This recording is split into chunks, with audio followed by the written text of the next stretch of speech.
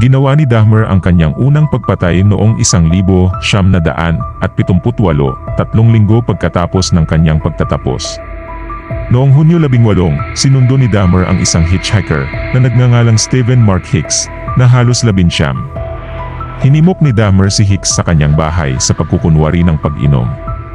Si Hicks, na sumakay sa isang rock concert sa Chippewa Lake Park, Ohio, ay sumang-ayon na samahan si Dahmer sa kanyang bahay sa pangakong kaunting beer kasama si Dahmer dahil siya mismo ang may bahay.